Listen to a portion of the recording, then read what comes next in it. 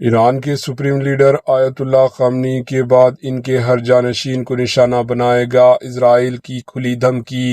ایرانی supreme leader آیت اللہ علی خامنئی کی ہلاکت کے بعد اسرائیل کی جانب سے سخت موقف سامنے آیا ہے۔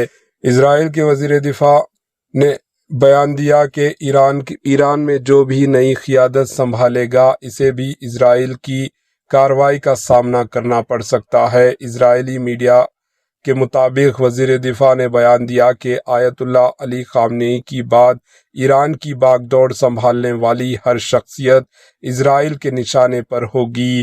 ان کا کہنا تھا کہ اسرائیل اپنی سلامتی کو درپیش خطرات کے خلاف کارروائی جاری رکھے گا۔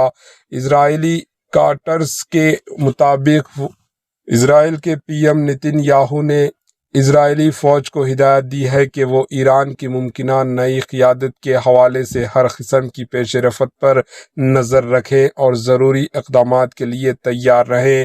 انہوں نے کہا کہ ایران کے خلاف حکمت عملی میں کسی قسم کی نرمی اختیار نہیں کی جائے گی اور امریکہ کے ساتھ تعاون جاری رکھا جائے گا۔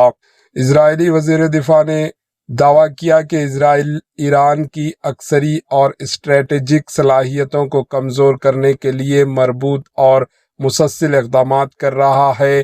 واضح ہے کہ 2 روز قبل ایک فضائی حملے میں تہران کے قریب ایک زیر زمین بنکر کو نشانہ بنایا گیا تھا، جہاں آیت اللہ علی خامنئی اہم سیکیورٹی اجلاس کی صدارت کر رہے تھے۔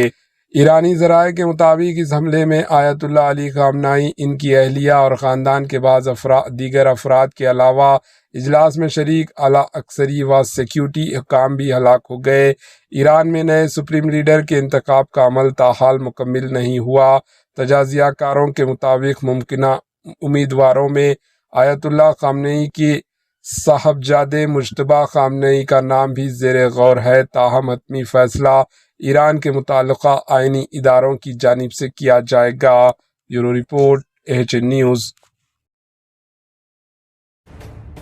AHN نیوز کے YouTube چینل کو سبسکرائب کریں اور بیل آئیکن کو دبانا نہ بھولیں تاکہ آپ کو ہر نئی آنے والی ویڈیو کا نوٹیفیکیشن بر وقت مل سکے۔